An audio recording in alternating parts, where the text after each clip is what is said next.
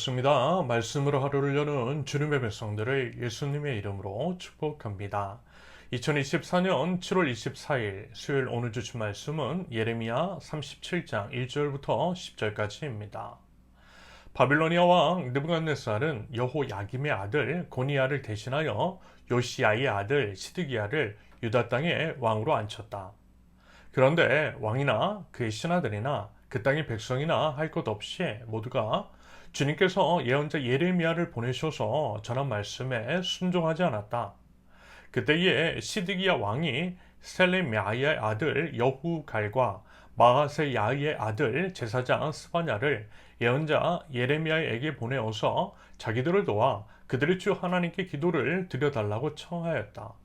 그때는 예레미야가 아직 감옥에 갇히지 않았기 때문에 그 백성 사이에서 자유롭게 활동하던 때였으며 바로의 군대가 이미 이집트에서 출동했고 예루살렘을 포위했던 바빌로니아 군인들은 그 소식을 듣고 예루살렘에서 퇴각한 때였다.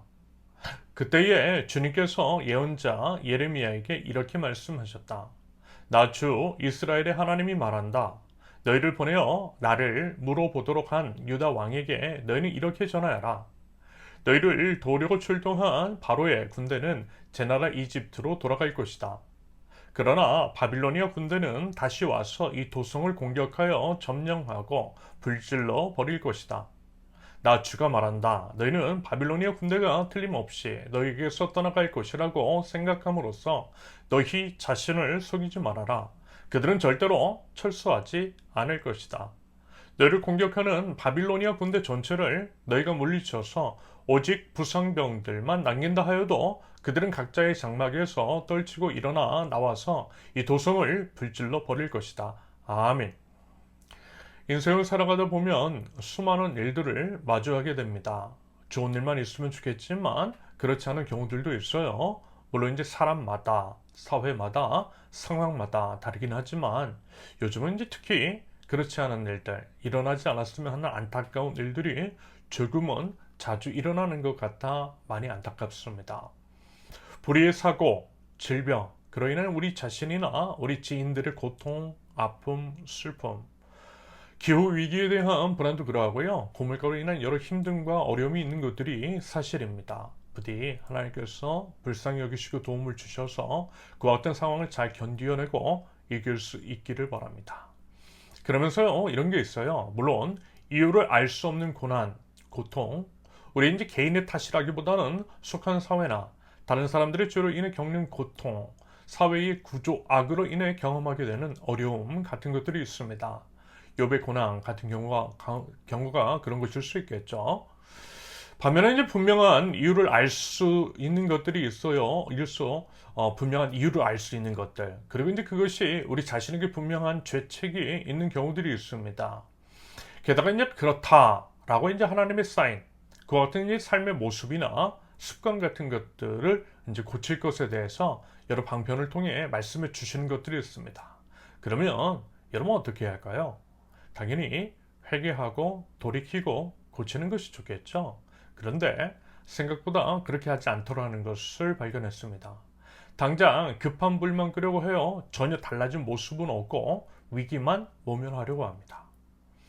목회를 하면서 이런 경우 참 많이 봤어요. 그때뿐이더라고요. 당장의 위기만 모면하게 해달라고 기도 부탁해요. 물론 그럼에도 이제 사정이 딱하기 때문에 기도해 주지만 아쉽기는 해요. 그리고 이제 가만히 이제 상황 봐서 조금은 아파도요. 쓴소리를 하기도 해요. 그때의 상황만을 모면하고 하려기보다는 근본적인 문제에 대해서 심각함을 깨닫고 개혁하라고 말입니다. 그러면요. 또 이제 잘 들으면 좋은데 또 삐치고 또 돌아서더라고요. 말하자면 이제 시드기야와 그 신하들이 그랬던 것 같아요. 참고로 어제 나눈 말씀 예레미야 36장은 여호야김 때의 이야기고 그 뒤에 여고니아가 잠시 이제 통치를 한 뒤에 지금 이제 시드기야가 왕위를 대신하는 그런 시기입니다. 그러므로 예레미야 36장과는 이제 시간적인 차이가 난다라고 생각하시면 되겠어요.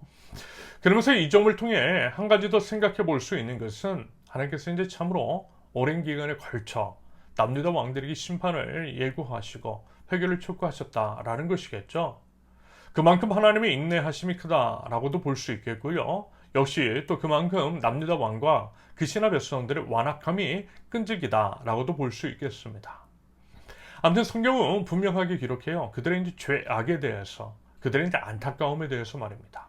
2절을 보면, 그런데 왕이나 그의 신하들이나 그 땅의 백성이나 할 것 없이 모두가 주님께서 예언자 예레미야를 보내셔서 전한 말씀에 순종하지 않았다.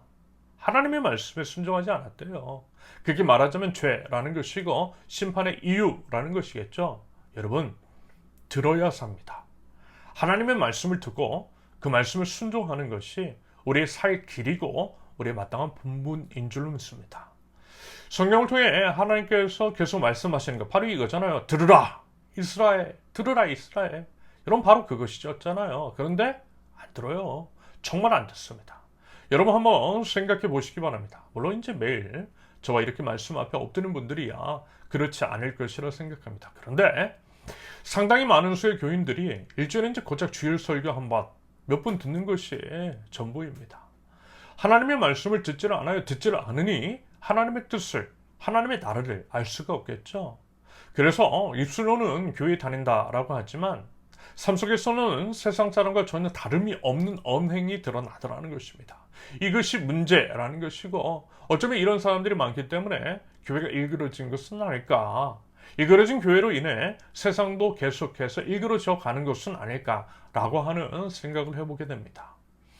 아무튼 이렇게 이제 하나님의 말씀은 듣지 않고 순종하지 않으면서 이런 짓을 해요. 심판은 받기 싫었나 봅니다. 그래서 3절의 표현처럼 예레미야로 하여금 어떻게 해요? 자기들을 도와 하나님께 기도를 드려달라고 이제 청하였다고 합니다. 여러분, 도대체 이게 무슨 경우입니까? 여러분, 이것은요, 하나님을 하나님으로 모시지 않는 것입니다. 오히려 이것은요, 하나님을 마치 우상처럼, 마치 이제 무당에게 복채를 얹어주고 복을 빌어달라고 하는 행태, 액땜이라고 하죠. 이런 것들을 해달라는 것과 전혀 다르지 않은 태도입니다. 정말 하나님을 경외한다면, 정말 하나님을 알고 하나님을 온전히 예배하는 마음이 있다면 하나님 앞에 스스로 자복하고 나와 진심으로 회개하겠죠. 이런 식으로 그때의 심판, 위기, 고난만 모면하기 위한 얕은 수는 쓰지 않을 것입니다. 그런데요, 복 없는 시드기야, 하나님을 모르고 그래서 하나님을 경외하지도 않았던 시드기야는 그렇게 안타까운 짓만 골라서 하고 있더라는 것입니다. 여러분, 우리는 절대 그러지 않을 수 있기를 바랍니다. 물론 이제 그렇다고 해서 이제 기도 부탁을 하지 말라는 말씀은 아닙니다. 오히려 함께 이제 기도할 것은요, 서로 이제 나누고 또 함께 기도하는 것이 맞는 거죠. 다만 평소에는 하나님을 찾지도 않고 변화에 대한 필요도 느끼지 않을 뿐더러 의지도 없으면서 단순하게 위기의 상황만 모면하려고 하는 태도는 지양하자라는 말씀입니다.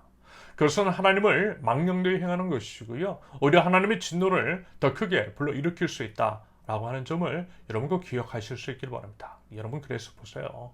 하나님께서 예레미야에게 하시는 말씀을 말입니다.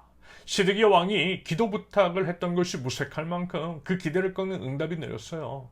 남유다를 도우려고 출동한 이집트 군대는 회군할 것이고 바빌로니아 군대는 다시 와서 예루살렘 도성을 점령하고 불지를 것이라고, 바빌로니아 군대가 절대로 철수하지 않을 것이라고 확실하게 못 박으십니다. 여러분, 당연히 그러시겠죠. 하나님은 단순하게 남유다 왕과 백성을 겁박하시기 위함이 아니라 근본적인 개혁, 철저한 회개를 원하시기 때문입니다. 회개 없이 용서 없어요. 회개 없이 회복도 없는 것입니다. 여러분, 우리 꼭 기억하면 좋겠습니다. 먼저 하나님의 말씀에 귀를 이제 기울일 수 있기를 바라고요. 그 말씀에 순종할 수 있기를 바랍니다. 아울러 하나님의 관심은 우리 이제 변화와 개혁이 있다라고 하는 것들을 알아서요, 말씀 앞에 우리의 삶을 교정시킬 줄 아는 저와 여러분들, 하나님의 마음을 바꾸려고 하는 것이 아니라 하나님의 말씀을 따라 우리의 삶을 바꿀 줄 아는 신실한 백성 모두가 되실 수 있기를 예수님의 이름으로 축원합니다. 함께 기도합니다. 하나님의 말씀 앞에 겸손히 엎드립니다. 주님 말씀하실 때에 그 말씀에 귀 기울여 듣고 온전한 순종의 믿음을 올려드릴 줄 아는 저희 되게 하옵소서. 하나님께서 말씀하시는 것들을 엄중하게 받아들이게 하시며 주님 말씀 따라 저희 삶을 변화시켜 그리고 개혁시켜 나감으로써 주님의 뜻을 이뤄가고 생명길로 걸어가게 하여 주시옵소서. 기후 위기 및 여러 재난의 상황 가운데 주님 저희를 불쌍히 여겨주시고 하나님의 창조 원리를 알아 이 땅의 회복을 위한 제 삶의 교정이 있게 하여 주시옵소서. 예수님의 이름으로 기도합니다. 아멘. 하나님께서 오늘 주신 말씀과 각자의 기도 제목을 놓고 우리 잠시 기도합니다.